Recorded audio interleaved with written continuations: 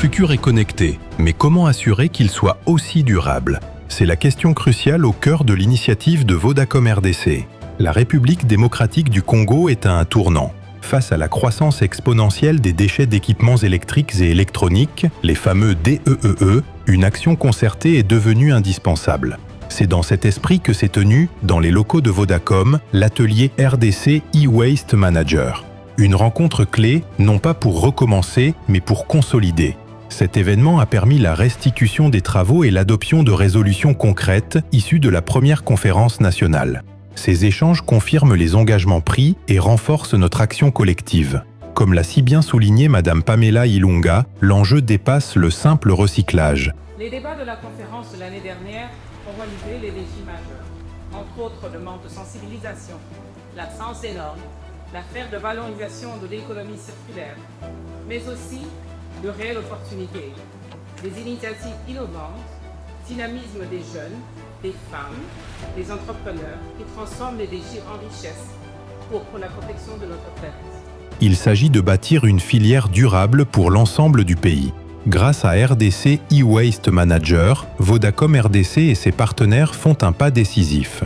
En transformant les défis environnementaux en opportunités, nous avançons ensemble vers un avenir plus durable, plus responsable et éco-citoyen. Aujourd'hui, c'est plutôt la réunion de la restitution des actions que nous avons prises lors de la première conférence en novembre 2024.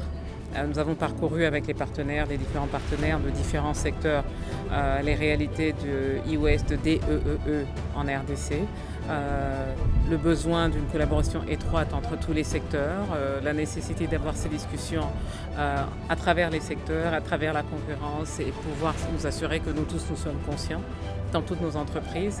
Comme l'a si bien dit un de nos panélistes, si à chaque entreprise qui est représentée ici, on peut au moins avoir des centres de collecte des déchets électriques et électroniques, ça ferait déjà une meilleure planète et un avenir meilleur pour nos enfants. Je pense que la mutualisation est déjà un premier pas important parce que dès qu'on se met ensemble, ça permet d'être nombreux à résoudre un problème, ce qui réduit un peu l'importance des contraintes. Deuxièmement, la sensibilisation et surtout l'implication des régulateurs du secteur public. On a vu ici la présence du régulateur des télécommunications qui, je pense, permet à ce que nous soyons accompagnés par le pouvoir public. Au-delà de ce que ça représente comme environnement, parce qu'ils ne sont pas biodégradables, qui sont là présents, il y a un gros souci sanitaire en termes de leur détérioration. Donc certes, c'est un problème environnemental, mais également un problème sanitaire, parce que ça expose les populations, ça expose toute personne en contact avec. Donc autant on veut se mobiliser autour de l'environnement, il est important que nous pensions également aux méfaits de ces déchets sur la santé du Congo. Vodacom RDC, ensemble, construisons un futur où la technologie rime avec responsabilité.